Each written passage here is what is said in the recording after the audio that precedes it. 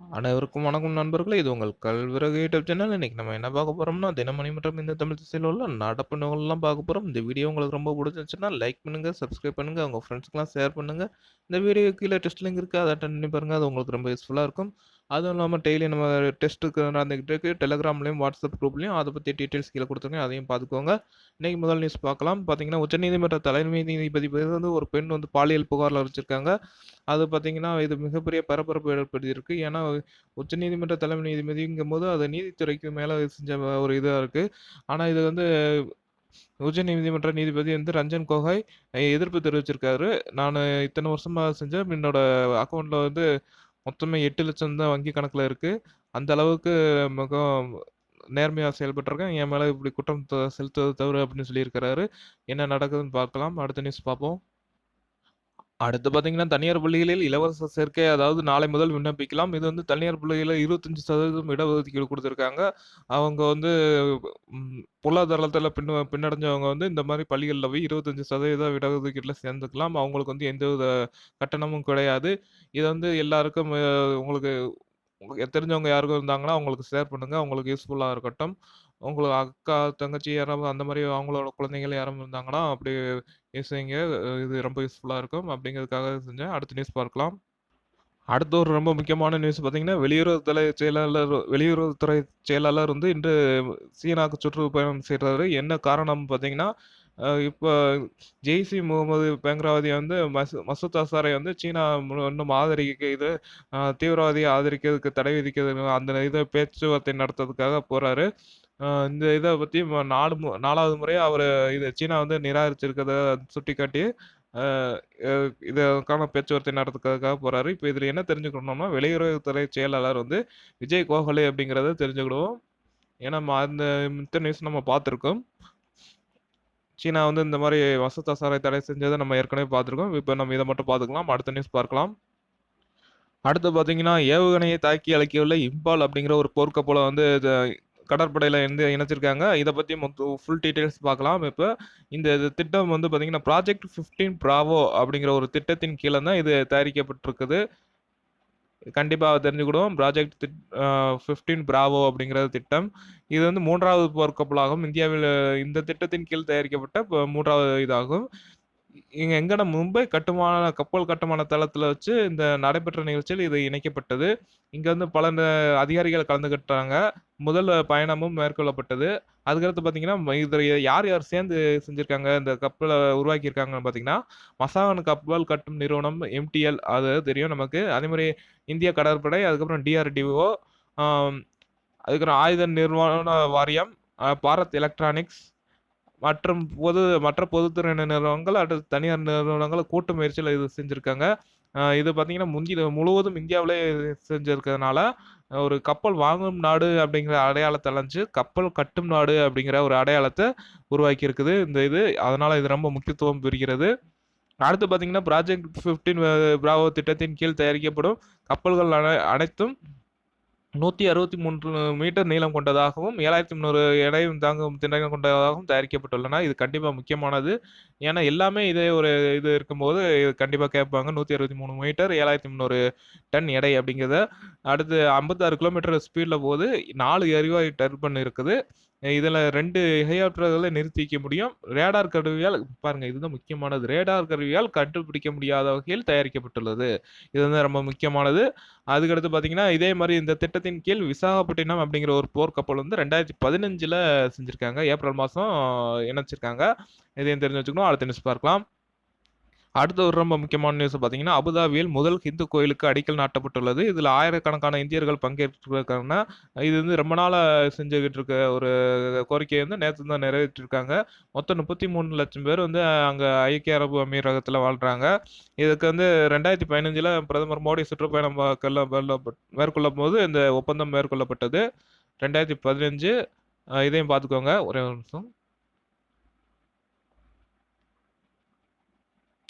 2015ஆம் ஆண்டு ஒப்பந்தம் மேற்கொள்ளப்பட்டது. அதுக்கடுத்து பார்த்தீங்கன்னா, ஆ இதுல இன்னொரு பார்த்தீங்கன்னா, முக்கிய அம்சம் வந்து இது 7 அடுக்குகளாக கட்டப்பட உள்ளது இந்த கோவிலு. இந்த 7 அடுக்குகள் வந்து எத குறிக்கும்னா, ஐக்கிய அமீரகத்தின் கீழ் இயங்கும் 7 அமீரகங்களை குறிக்கும் வகையில் கட்டப்படுகிறது. இத கேட்கறதுக்கான வாய்ப்புகள் அதிகம் உள்ளது.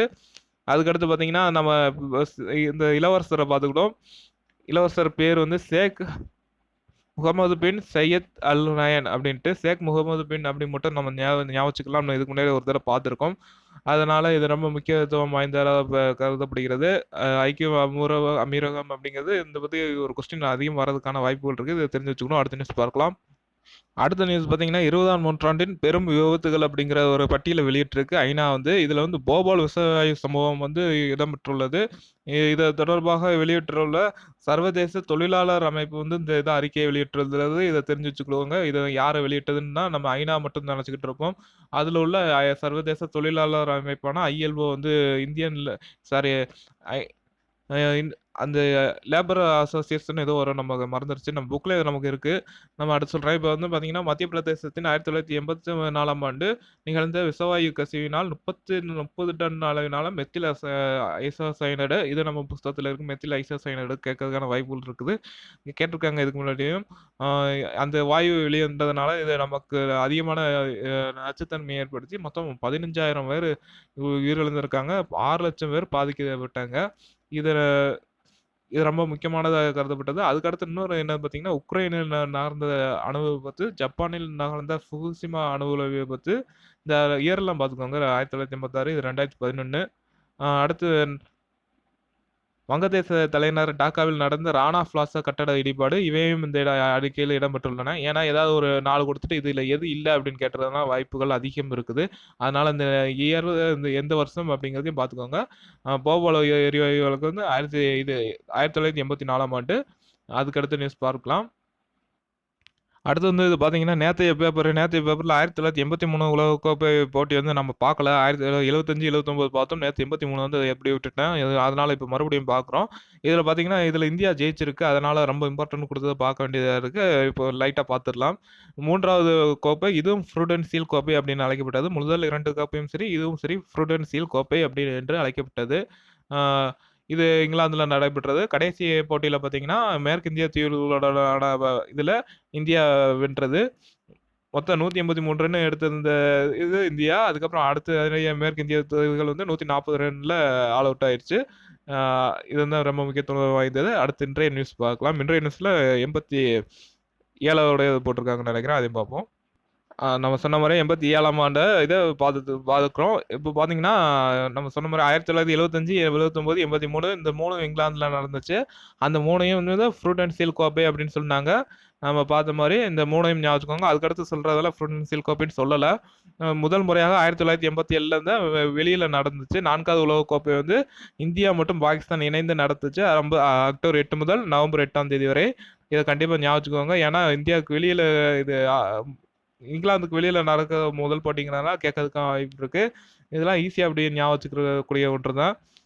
இதில லாஸ்ட் பார்த்தீங்கன்னா, ஆஸ்திரேலியாவும் இறுதிப் போட்டியில ஆஸ்திரேலியாவும் இங்கிலாந்தும் நடைபெற்ற இதில ஆஸ்திரேலியா வென்றிருக்கு. அடுத்த நியூஸ் பார்க்கலாம். அடுத்து இன்னொரு சின்ன நியூஸ். உலகக்கோப்பை வரலாற்றிலே முதல் ஹாட்ரிக் விக்கெட்டை வீழ்த்தியவர் இந்திய வீரர் சேதன் சர்மா அப்படிங்கிறவரு. நியூசிலாந்துக்கு எதிராக இந்த விக்கெட்டை கைப்பற்றிருக்காரு. இது ரொம்ப முக்கியத்துவம் வாய்ந்ததா கருதப்படுகிறது. அதுக்கப்புறம் பார்த்தீங்கன்னா, நவ்ஜோத் சிங் சித்து வந்து 9 சிக்ஸர்களை விளாசியிருக்கிறாரு.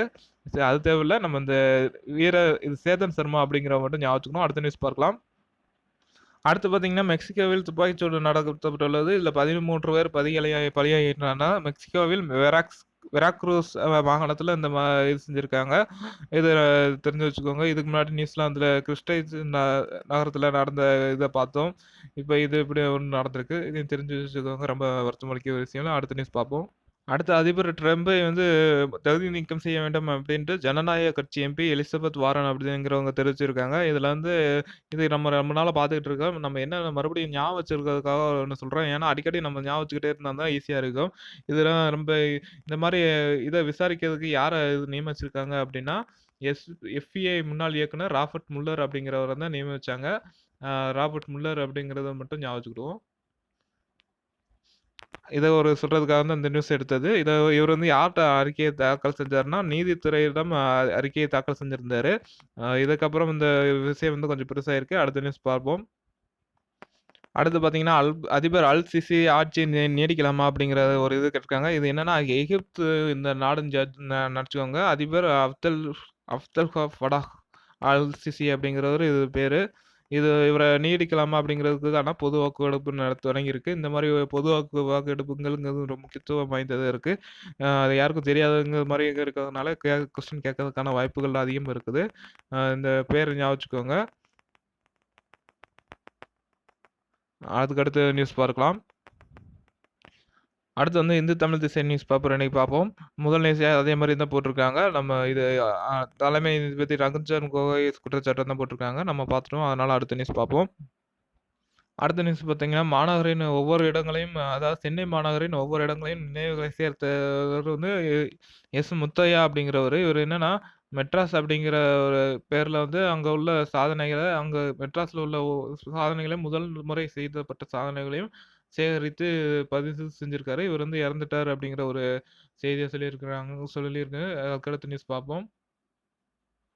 அடுத்து பார்த்தீங்கன்னா, வாக்காளர் பட்டியலிலிருந்து நீக்கப்பட்டவர் வந்து விலக்கம் கோரலாம் அப்படிங்கிறதும் நீதிமன்றத்தில் இழப்பீடு கேட்க வழியுண்டு அப்படிங்கிற ஒரு அ நியூஸ் இருக்கு.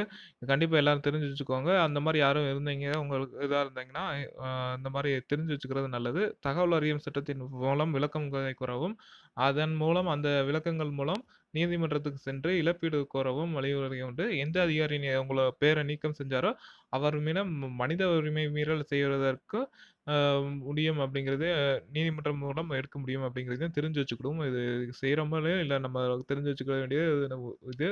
அ அடுத்த நியூஸ் பார்க்கலாம். அடுத்து பார்த்தீங்கன்னா, பெண்களுக்கு எதிரான குற்றங்களை கண்டுபிடிக்கிறதுக்கு அனைத்து மாநிலங்களிலும் விரைவில் சைபர் தடயவியல் ஆய்வகங்கள் அமைக்கிறதுக்கு நிர்பயா நிதியின் மூலம் மத்திய அரசு திட்டமிட்டுள்ளது. நிர்பயா நிதியம் அப்படிங்கிறத மட்டும் ஞாபகம் வச்சுக்கோங்க. சைபர் தடயவியல் ஆய்வகங்கள் வந்து எல்லா மாநிலங்களையும் வைக்கப் போறாங்க. இது இது பார்த்தீங்கன்னா, ஏற்கனவே 13 மாநிலங்கள்ல வசதி ஏற்படுத்தப்பட்டுள்ளது. மத்திய பிரதேச, இமாச்சல், தமிழ்நாடு இது தமிழ்நாடும் அதுல ஒண்ணு. சாரி ஏற்படுத்தப்பட உள்ளது. ஏற்படுத்தப்பட்டுள்ளதுன்னு நெனச்சேன். இனிமேல் தான் ஏற்படுத்த போறாங்க. இத தெரிஞ்சு வச்சுக்கணும். அடுத்த நியூஸ் பார்ப்போம். HDFC வங்கி வந்து 23% லாபத்தை அடைந்துள்ளது. இத தெரிஞ்சு வச்சுக்கிறதுக்காக சொன்னது. ஏன்னா, இது சதவீதம் வந்து ரொம்ப அதிகம் அப்படிங்கிறதுக்காக இத சொல்லியிருக்கு. மொத்தம் பார்த்தீங்கன்னா, காலாண்டுல மார்ச் மாதத்துடன் கலந்த காலாண்டுல வந்து 5,885 கோடியை லாபமாக ஈட்டியுள்ளது. அடுத்த நியூஸ் பார்ப்போம். அடுத்து பார்த்தீங்கன்னா, வேலைவாய்ப்பு உருவாக்கம் வந்து 3 மடங்கு வந்து உயர்வாகியுள்ளது. இத வந்து இபிஎஃப்ஓ அறிக்கையில் தகவல் தெரிவிக்கப்பட்டுள்ளது. அதாவது இபிஎஃப்ஓன்னா பணியாளர் சேம நிதி அமைப்பு இதில வெளியிட்டிருக்குது. பார்த்தீங்கன்னா, இத மொத்தம் கடந்த பிப்ரவரி மாசத்தில மட்டும் 8.61 லட்சம் வேலைவாய்ப்புகளை உருவாக்கியுள்ளதாகவும், இது வந்து கடந்த 2017 பிப்ரவரியில வந்து பார்த்தீங்கன்னா, 2.87 லட்சம் வேலைவாய்ப்புகள் தான் இருந்தது. இப்போ வந்து 8.67 லட்சமாக 3 மடங்கு அதிகரித்துள்ளது அப்படின்னு தெரிவிக்கப்பட்டுள்ளது. இத தெரிஞ்சு வச்சுக்கிடுவோம். அடுத்த நியூஸ் பார்க்கலாம். அவ்வளவுதான் நண்பர்களே. இதோட இன்றைய நடப்பு நிகழ்வுகள் அனைத்தும் முடியுது. தினமணி மற்றும் இந்து தமிழ் திசையில நாளைய வீடியோல சந்திக்கலாம். இந்த வீடியோ உங்களுக்கு ரொம்ப பிடிச்சிருந்துச்சுன்னா லைக் பண்ணுங்க, சப்ஸ்கிரைப் பண்ணுங்க. மறந்துடாம உங்க ஃப்ரெண்ட்ஸுக்கு ஷேர் பண்ணுங்க. அதுக்கடுத்து பார்த்தீங்கன்னா, இந்த வீடியோக்குள்ள டெஸ்ட் லிங்க் இருக்கு. அத அட்டெண்ட் பண்ணி பாருங்க. அது உங்களுக்கு ரொம்ப யூஸ்ஃபுல்லா இருக்கும். நம்ம டெலகிராம்லயும், வாட்ஸ்அப்லயும் டெய்லி டெஸ்ட் பேட்ச் நடந்துகிட்டு இருக்கு. டெஸ்ட் நடந்துகிட்டு இருக்கு. ஈஸியா ஃபுல் அண்ட் ஃப்ரீ டெஸ்ட்டு. அத பத்தி டீட்டெயில் வேணும்னா கீழ நான் இது வீடியோ குடுத்துருக்கேன். அதையும் பாருங்க. ரொம்ப யூஸ்ஃபுல்லா இருக்கும். நாளைக்கு சந்திக்கலாம் நண்பர்களே. நன்றி, வணக்கம்.